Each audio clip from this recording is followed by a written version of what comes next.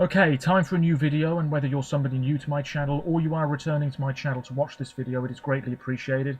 As always, I'm filming this video in one go, so if I stumble over my words moving forwards, apologies about that, and also if the quality of this video is fairly poor as well. If there's any lag, anything like that at all, sadly it cannot be helped, and hopefully it is not too much of an issue for you.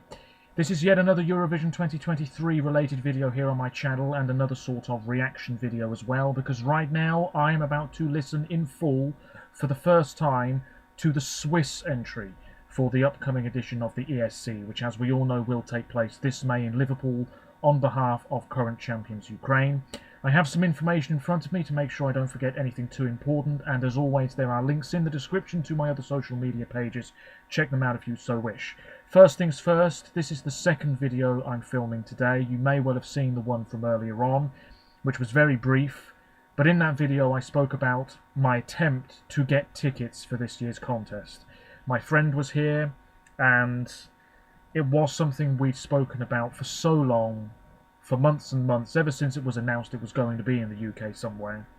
And my friend was able to get the day off work for this, and I happened to be free as well. And we sat here, and we did everything we possibly could, but really you are leaving so much to luck. You're leaving it in the hands of the Eurovision gods. I was trying to go for the earlier Saturday show, the family show. My friend was going for the big one. We entered the virtual queue, as I'm sure many other thousands of people did. And we were just very unlucky. That's all it is. My friend managed to get, I think it was about a third of the way through the line. And it still said over 2,000 people are trying to get tickets, so it didn't look very good at all. And then for the earlier Saturday show, I got no notification saying tickets were sold out. And after about 40 minutes or so, I started moving along quite quickly, and it said 1,700, 1,200, 800, 600, and so on, and one person, and then it was me, and I was in, and we were on the screen, so we put down 2 tickets, seated, and it was saying there's just nothing. So I tried multiple times, we were getting a little bit stressed, but alas, it just wasn't to be, and in the end I just clicked off the page, because it was inevitable that I just wasn't going to be able to get anything. So right now I feel very dejected, and I don't want to come across as a sort of whiny guy or over-dramatic or anything like that, but there's no doubt about it, my motivation is waning. Not only to do these videos, but the blog posts. I mean, my blog never gets much traffic anyway. There's loads of entries still to go this week, including the UK. I don't really feel like typing them, to be honest. Nobody really reads them. They will surface at some point, but there might not be one today. I feel as though I've sat in front of a screen for so long. My eyes are sore, my head hurts. I got up early for this as well. It's just very, very disappointing, and I've seen a few comments from people on Twitter criticising Ticketmaster, and rightly so, because it's not the greatest website anyway, but also it seems as though everybody else did manage to get tickets. It seems as though a lot of people did, so good for you, and you know, I am happy for you because it's going to be an incredible experience, but at the same time, you know, I could have been there as well, and maybe we should have gone for a show earlier in the week. It just wasn't possible because of work constraints. We wouldn't have been able to get to Liverpool. It's as simple as that. Even if we had tried and changed a few things, it was just not feasible at all. It was Saturday or bust. We may still go up there, but I honestly don't see the point, because what's the point of going? There's nothing to go to. You know, you can see the venue, you can see the graphic artwork on the wall and all of that stuff. You can see all of the flag waving, but it's not. I'm not interested in that. I'm interested in watching the show in the arena. And the semi-finals, I mean, semi-final 1 absolutely craps all over semi-final 2. I wouldn't go to semi-final 2 if you paid me with that stinking lineup. But yeah, I'm starting to ramble a little bit now. I just feel very frazzled and worn out. And I'll be honest, my interest in this Swiss song is pretty much zero. But let's keep on trucking, you know, let's keep on going and move on, and maybe something will change, but I highly doubt it, you know. I just feel very, very sad and disappointed, quite frankly, and I'm not going to sit here and pretend otherwise. No doubt loads of influencers have managed to bag tickets like that. No doubt celebrities got straight to the front of the queue, which is only going to pee me off even further. But anyway, the Swiss entry, ladies and gentlemen, is called Watergun. Okay, interesting. It's by Remo Forrer.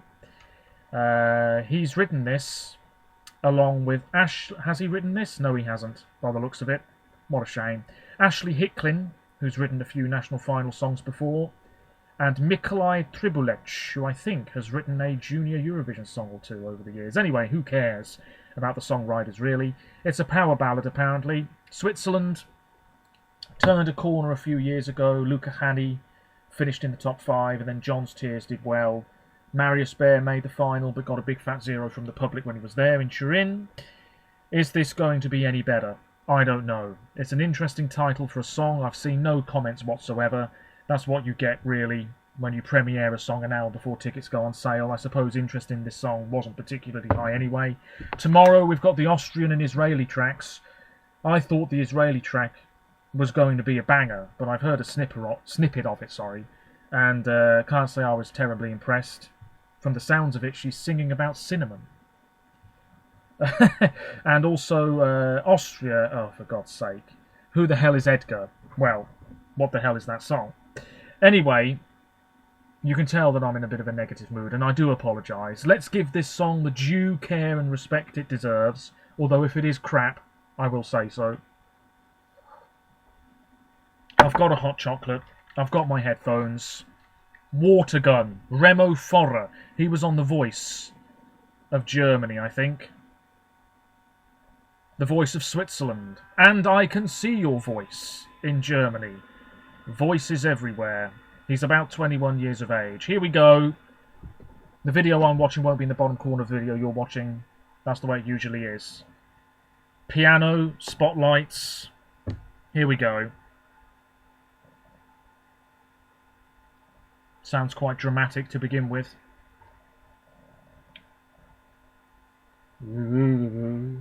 Deep voice. Army tanks. Okay.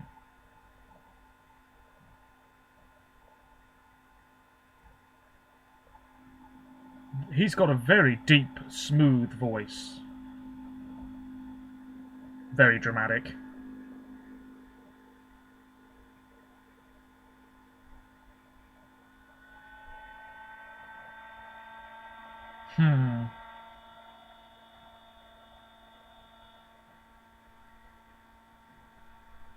Soldier, soldier. Quite like the fairly dramatic and dark, ominous sounding instrumentation in the back here. There are some strings, I think. We're 1 minute and 7 seconds in. I will say this, it needs to build up quickly, or else I'm not sure a lot of people are totally going to be on board with this.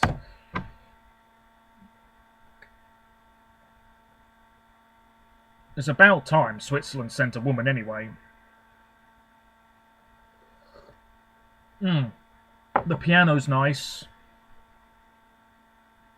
Oh. We've got this sort of mechanical clinking in the back now. He's running down a corridor. Very Doctor Who here.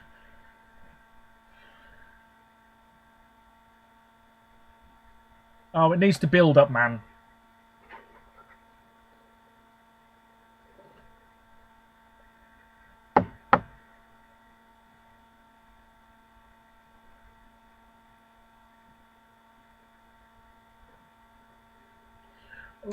It's a very strange title for this song. Out of all the words they could have chosen, they've gone with Watergun, which is unusual. We've got this sort of smoke effect going on now. I don't even know what that is.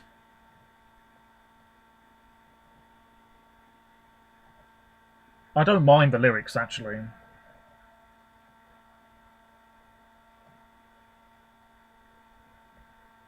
Sparks.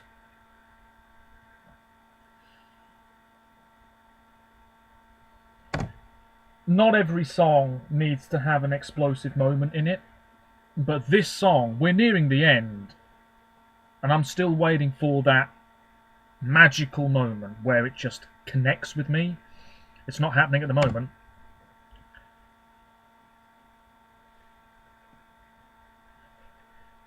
Oh! Now he's in a field.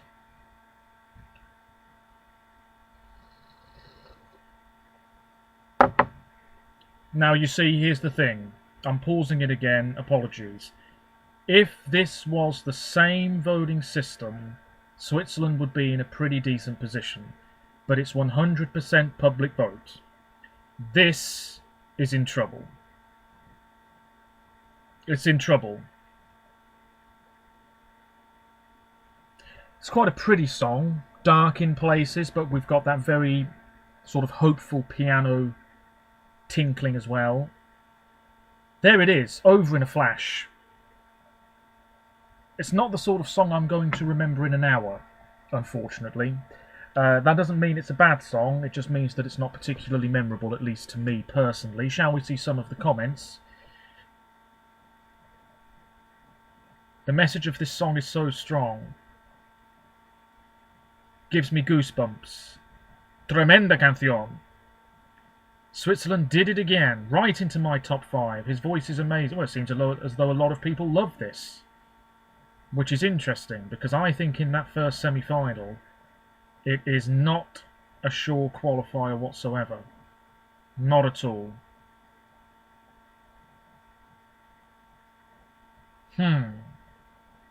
Yes, lyrically, it's not bad. Top 5 in the grand final material. It's got to get past the semis first.